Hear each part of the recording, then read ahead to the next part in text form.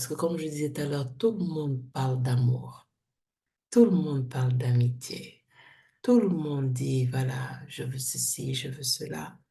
Mais à la fin de la journée, à quoi ça sert de se dire ami ou que c'est ma famille quand, lorsque ça va pas bien, tu peux pas aller vers eux?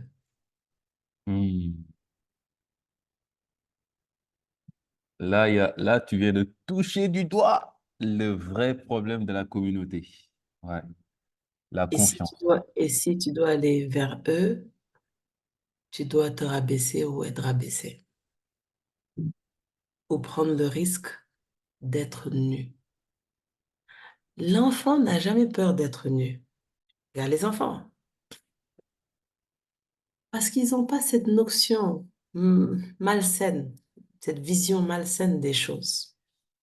Mais voilà, à quoi ça sert de dire j'ai un ami, j'ai une sœur, j'ai un frère, mais quand ça va pas, faut pas aller les voir parce que ils ne pourront pas t'accueillir. They wouldn't be able to hold you. C'est pas un Et problème de confiance, ça. C'est peut-être dû à la confiance, non? Mais la personne s'est dit, euh, elle n'a pas trop confiance. Peut-être elle a peur de trop se montrer vulnérable ou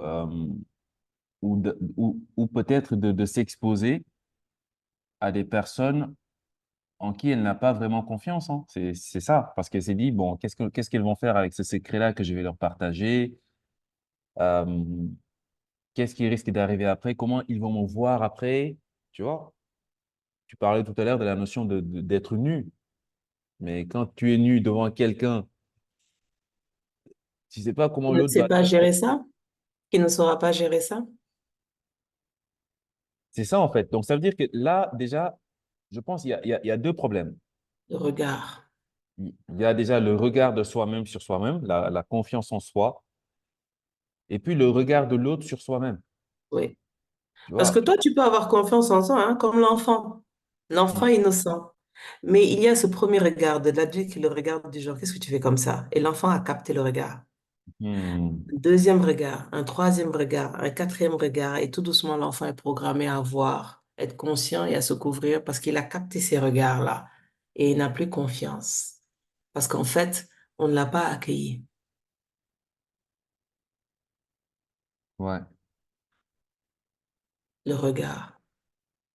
Et ça revient, moi je dis, la perception, parce que la personne est dans un état, n'en est pas conscient et projette ce regard sur toi. Il faut savoir gérer ça.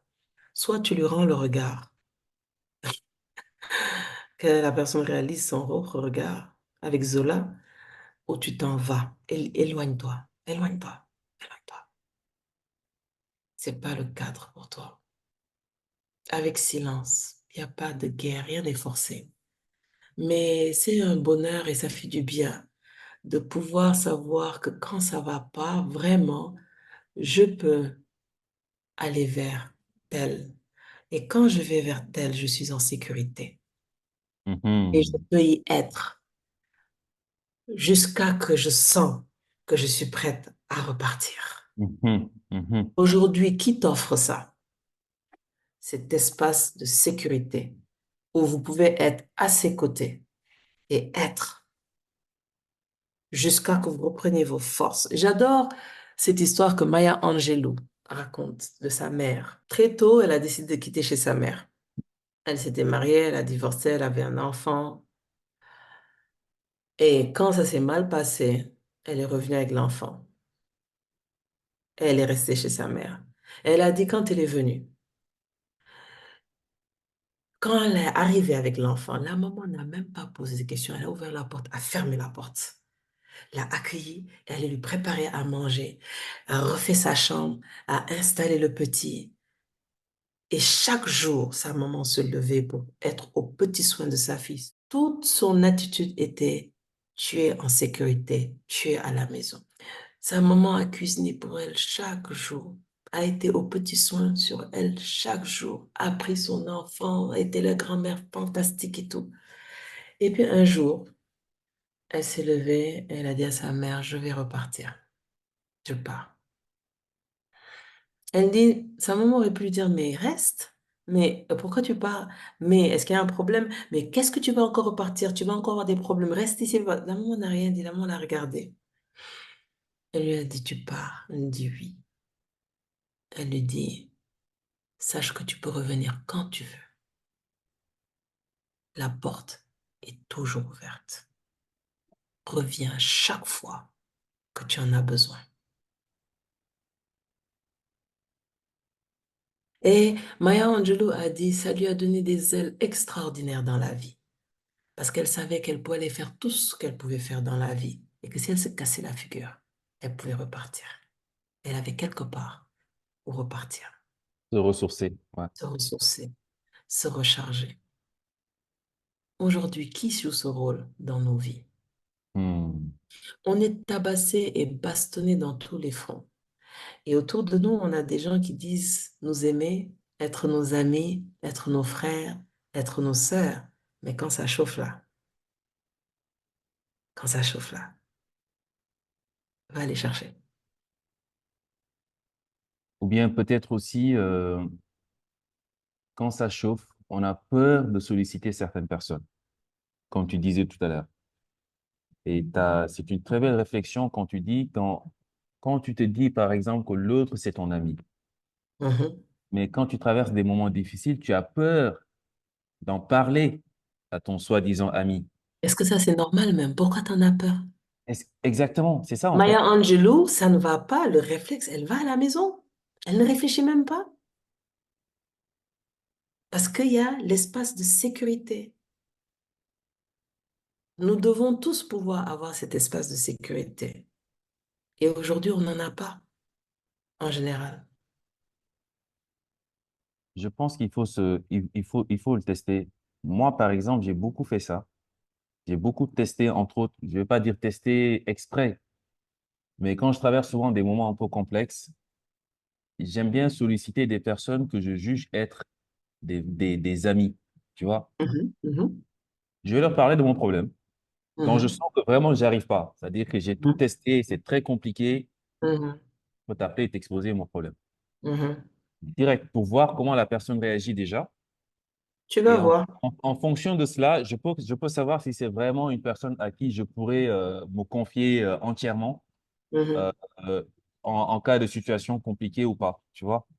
Je saurais comment placer la personne, quoi. Mais, euh, mais c'est très compliqué. Dans nos sociétés, il y a le regard de l'autre. Même si la personne ne te dit pas exactement ce qu'il pense, euh, elle va te le faire comprendre. Par exemple, un truc banal, hein, par exemple, les histoires de loyer. mhm. Quand tu es entrepreneur, tu peux te retrouver du jour au lendemain avec des problèmes de loyer. Oui, Ça, je pense que tout le oui, monde l'a vécu, tu oui. vois? C'est-à-dire que tu es à ton propre compte, tu fais tes trucs, peut-être demain, le business ne marche pas comme tu veux Mhm, et tu as un problème pour payer ta location. mhm.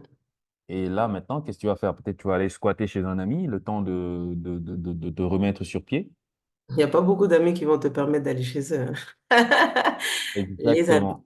Ah, ah. Exactement. Et là, qu'est-ce qui se passe quand tu vas solliciter un ami? Bon, il se peut que l'ami te permet justement de venir chez lui. Mais c'est un temps limité, hein. C'est un temps limité. En plus, tu verras que peut-être la situation va commencer à être un peu tendue entre vous. Entre vous, ça change la nature de la relation. Exactement. Tu vois, la personne va te regarder d'une certaine manière. Ça va être un peu bizarre. Tu sens Mhm, c'est compliqué. mhm. C'est très C'est ce que je compliqué. disais tout à l'heure, qu'on ne sait pas donner et on ne sait pas recevoir. Et Parce que pourtant, on parle tous de vouloir l'amour, de vouloir l'amitié, de vouloir la communauté, de vouloir, de vouloir, de vouloir. Mais c'est dans les faits. C'est dans les faits, tu vois. C'est dans les faits. je pense vraiment qu'on a été programmé comme ça. Tu vois, on a été programmé. Donc, pour nous sortir de cette situation-là, il faudra vraiment qu'on se fasse violence. Moi, j'aime bien cette expression parce que euh, pour réveiller pour réveiller, par exemple, quelqu'un qui est dans le coma, il faut le secouer. Tu vas pas le réveiller en lui chantant des comptines dans ses oreilles ou bien en essayant de lui caresser la joue. Non, il faut le mettre, les trucs là, l'électrochoc là. Euh, c'est faire violence pour changer, pour casser les barrières et essayer de se restructurer par rapport à nos valeurs, tu vois. Personne n'est à l'abri d'une situation compliquée. Personne.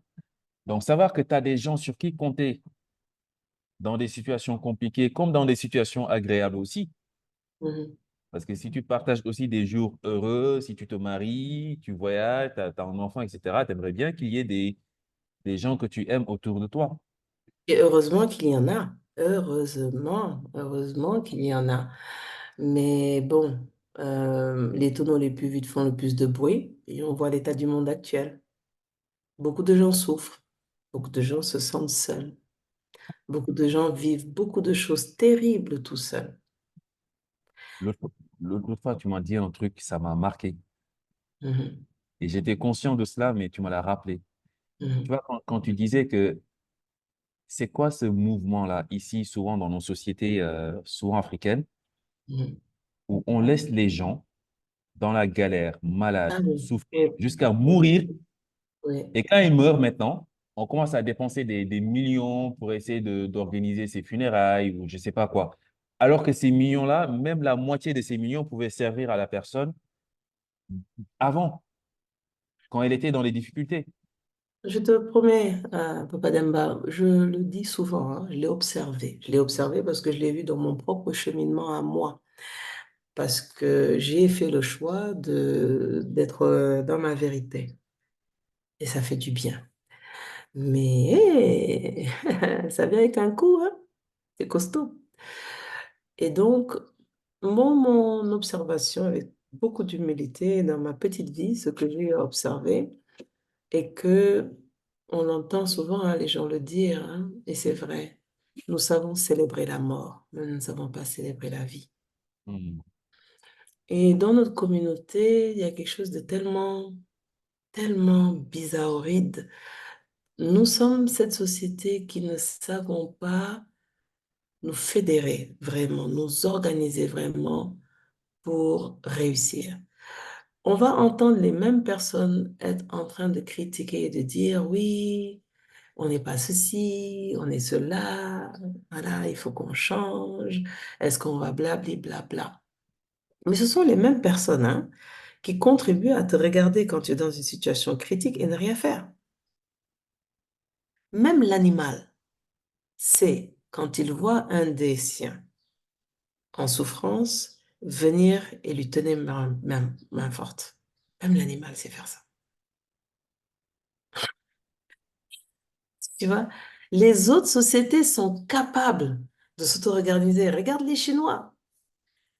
Tu arrives dans un endroit et tu essaies de te lancer, on te voit galérer, mais solidarité multidimensionnelle. Ils sortent de l'argent, ils t'aident à entreprendre, on te mentor, on te structure, on te fait décoller. Et toi, quand tu décolles, toi aussi maintenant, tu contribues à une forme de tontine et on pousse les autres vers l'avant.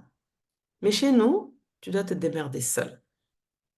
Et puis, on a des mécanismes bizarroïdes où on va te parler de sorcellerie, de ne pas donner ton argent par-ci, de ne pas faire ceci, faire cela. Non, c'est bizarre, quoi.